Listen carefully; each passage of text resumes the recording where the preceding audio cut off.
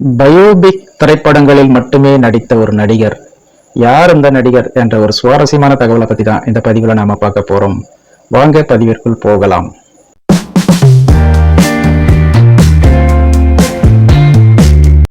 பிரபலமானவர்களின் வாழ்க்கை வரலாற்றை சொல்லும் திரைப்படங்களை நாம் பயோபிக் திரைப்படங்கள் என்று சொல்வோம். அதாவது எல்லா பிரபல நடிகர்களும் ஒரு பயோபிக் திரைப்படத்திலாவது நடித்திருப்பார்கள் அல்லது நடிப்பதற்கு முயற்சித்திருப்பார்கள். அந்த வகையில் மக்கள் திலகம் எம்ஜிஆர் அவர்கள் மதுரையை மீட்ட சுந்தரபாண்டியன் என்ற திரைப்படத்திலும், நடிகர் திலகம் சிவாஜி கணேசன் அவர்கள் கப்பலோட்டிய தமிழன் என்ற திரைப்படத்திலும், சூப்பர் ஸ்டார் ரஜினிகாந்த் அவர்கள் ராகவேந்திரர் என்ற திரைப்படத்திலும், உலகநாயகன் கமலஹாசன் அவர்கள் நாயகன் திரைப்படத்தில் வேலுநாயக்கர், இப்படி இந்த பட்டியல் நீளமானது. இவர்கள் அனைவரும் பயோபிக் திரைப்படம் அல்லாமல் மற்ற எல்லா திரைப்படங்களிலும் நடித்திருப்பார்கள். ஆனால் ஒரு நடிகர் மட்டும் பயோபிக் படங்களில் மட்டுமே நடித்துள்ளார்.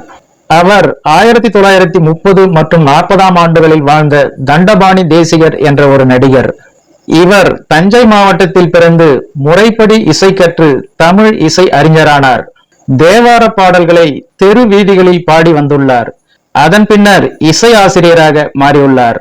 தண்டபாணி தேசிகரின் பாடல்கள் தஞ்சை மண்டலம் முழுவதும் பிரபலமாக இருந்துள்ளது.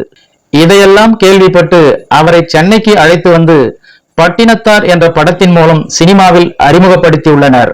இவர் திரைப்படத்தில் பட்டினத்தார் பாடல்களை பாடி நடித்துள்ளார். அந்த திரைப்படம் ஒரு மிகப்பெரிய வெற்றியை பெற்றுள்ளது. அதன் பிறகு வல்லாள மகாராஜா, தாயுமானவர், மாணிக்க வாசகர், நந்தனார், திருமழிசை ஆழ்வார் என ஆன்மீக குருக்களின் வாழ்க்கை படத்தில் நடித்துள்ளார். அதன் பின்னர் சினிமாவை விட்டு விலகிய பாடகரும் நடிகருமான தண்டபாணி தேசிகர் அண்ணாமலை பல்கலைக்கழகத்தில் இசைத்துறை தலைவராக 15 ஆண்டுகள் பணியாற்றி மறைந்துள்ளார். பாடகரும் நடிகருமான தண்டபாணி தேசிகர் அவர்கள் பயோபிக் திரைப்படங்களை தவிர வேறு எந்த திரைப்படங்களிலும் நடிக்கவில்லை என்பது குறிப்பிடத்தக்கது. ஓகே ஃப்ரெண்ட்ஸ், மேலும் இது போன்ற பல சுவாரஸ்யமான தகவல்களை பற்றி தெரிந்து கொள்ள நம்முடைய சேனலுக்கு உடனே ஒரு லைக் போட்டு சப்ஸ்கிரைப் பண்ணி சப்போர்ட் பண்ணுங்க. நன்றி, வணக்கம்.